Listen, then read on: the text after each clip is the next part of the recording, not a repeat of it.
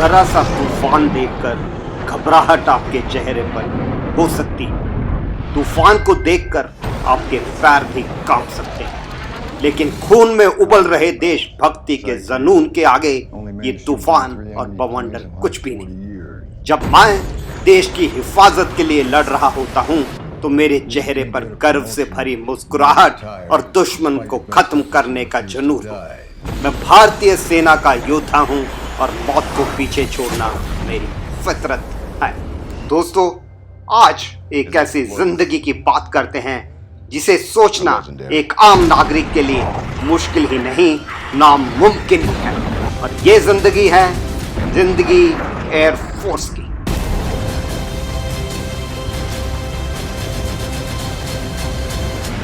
भारतीय वायुसेना। दोस्तों, जिसके नाम से ही दुश्मन कांपते हैं, उसका मोटो है touch the sky with glory. Indian air force का ये मोटो गीता के 11वें अध्याय से लिया गया है, जहां पर लॉर्ड कृष्णा अर्जुन को कुरुक्षेत्र के बैटलफील्ड में ज्ञान दे रहे हैं।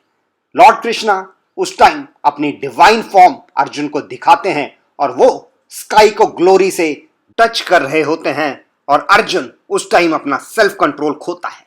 Arjun says, Lord, seeing your form touching the sky with glory, effulgent, multicolored, having its mouth wide open and possessing large flaming eyes, I, with my innermost self-frightened, have lost self-control and find no peace. ये हालत भारत के दुश्मनों का होता है जो वायुसेना आकाश में होती है।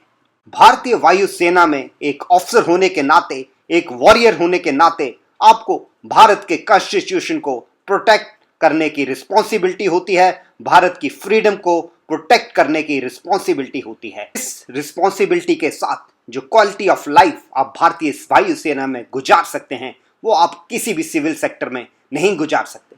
यहाँ पर आपको चैलेंज मिलते हैं, एडवेंचर मिलते हैं, अपनी मदरलैंड के लिए सर्विस करने का मौका मिलता है। और एयरफोर्स में कुछ ऐसी फैसिलिटीज होती हैं, कुछ ऐसे आपको मौके मिलते हैं, कुछ ऐसे आपके रिलेशंस बनते हैं जो आप कहीं भी नहीं बना सकते।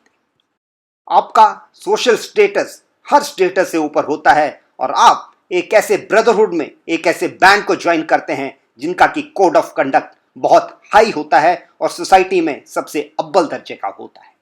एयरफोर्स में अगर रैंक्स और प्रोग्रेस की बात करें तो ये जूनियर लेवल से शुरू होता है, एग्जीक्यूटिव लेवल, डायरेक्टर लेवल से होता हुआ चीफ तक पहुंचता है। जब आप अकेडमी से कमीशन होकर जाते हैं तब आपको फ्लाइंग ऑफिसर का रैंक मिलता है और उसके बाद आप फ्लाइट लेफ्टिनेंट बनते हैं। ये दोनों रैंक जूनियर लेवल में आते हैं। के बाद आपके एग्जीक्यूटिव रैंक शुरू होते हैं जहां पर स्क्वाड्रन लीडर, विंग कमांडर और ग्रुप कैप्टन होते हैं। ग्रुप कैप्टन नॉर्मली एक स्क्वाड्रन को, जो एयरफोर्स का स्क्वाड्रन होता है, उसे कमांड करते हैं। डायरेक्टर लेवल जहां कर स्टाफ की अपॉइंटमेंट्स करी जाती हैं और एयरफोर्स की स्ट्रेटजी बनाई जाती है, यहाँ पर air commodore, air vice marshal और एयर मार्शल तक के रैंक्स आते हैं। फाइनली आप चीफ तक के रैंक तक पहुंच सकते हैं और ये एक ऐसा रैंक है जो कि सिविल में किसी भी रैंक से ऊपर होता है। दोस्तों, अब बात करते हैं उस चीज के लिए जिसके लिए कि आप में से बहुत सारे एयरफोर्स को ज्वाइन करते हैं, और वो है एयरफोर्स की लाइफ और यहाँ की एडवेंचर एक्टिविटीज। एक 22 या 23 साल के ऑफिसर होने के नाते आप अपनी वो एक्टिविटी कर सकते हैं जो बाहर सिविल में आपके दोस्त सोच भी नहीं सकते।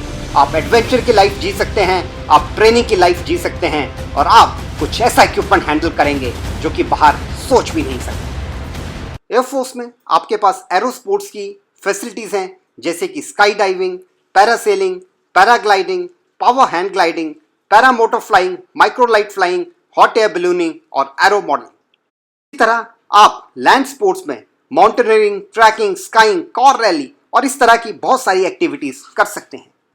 सेम वे वाटर स्पोर्ट्स में rafting, selling, wind surfing, scuba diving जैसी एक्टिविटीज आपको प्रदान करी जाती है। दोस्तों, अगर ग्रोथ की बात करें तो एयरफोर्स आपको ऐसे मौके देता है जो आप कहीं भी नहीं पा सकते। आप एक यंग ऑफिसर से शुरू करते हैं और आप चीफ तक पहुंच सकते हैं। दोस्तों, यूं तो एयरफोर्स में जाना ही सबसे बड़े गौरव की बात होती है, लेकिन फिर भी कुछ बेनिफिट्स के बारे में बात करूंगा।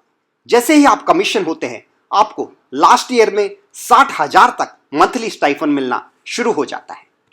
आप कमीशन होते ही पे बैंड 10 में आते हैं और वहां पर आपका अप्रॉक्सीमेटली 80,000 से आपकी स्टार्टिंग सैलरी शुरू होती है और इसके अलावा बहुत से दूसरे आपको अलाउंसेस मिलते हैं। जब आप फाइटर पायलट होते हैं या कोई टेक्निकल ड्यूटी करते हैं तब आपको फ्लाइंग अलाउंस या टेक्निकल अलाउंस भी दिया जाता है।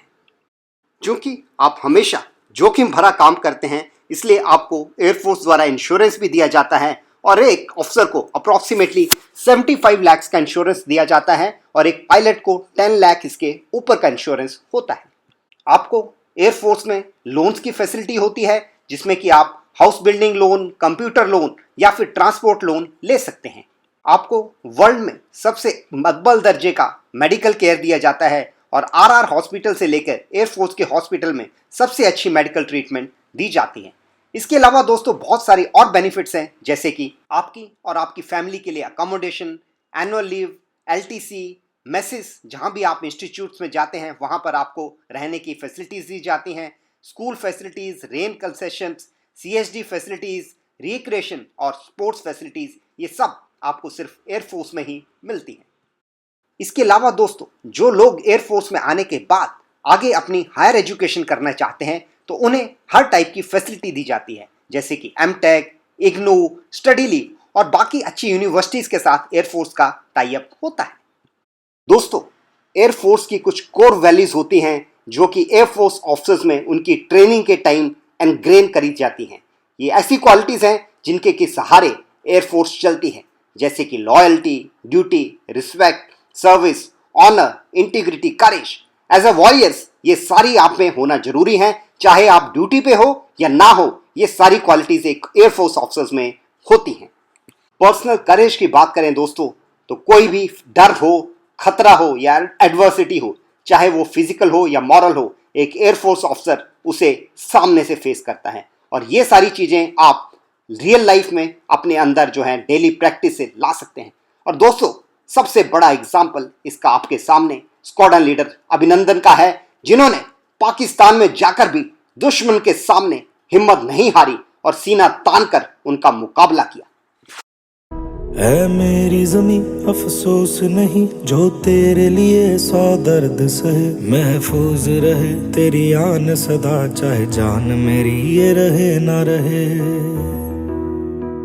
दोस्तों इसके अलावा हम बात करते हैं ऑनर की। एक ऑफिसर का ऑनर हमेशा ऊंचा रहना चाहिए और ये होता है value of respect, duty, loyalty, selfless service, integrity and personal courage. जब आप हर चीज में दिखाते हैं तब आपका ऑनर ऊपर रहता है। आपको हमेशा सेल्फलेस सर्विस करनी है, अपने बारे में नहीं सोचना है लेकिन देश को हमेशा अपने से पहले रखना है। कमिटमेंट ऐसी दिखाएं कि जहां पर जो लोग नॉर्मल पीछे हटते हैं आप अकेले ही आगे बढ़कर उस कमिटमेंट को पूरा करें।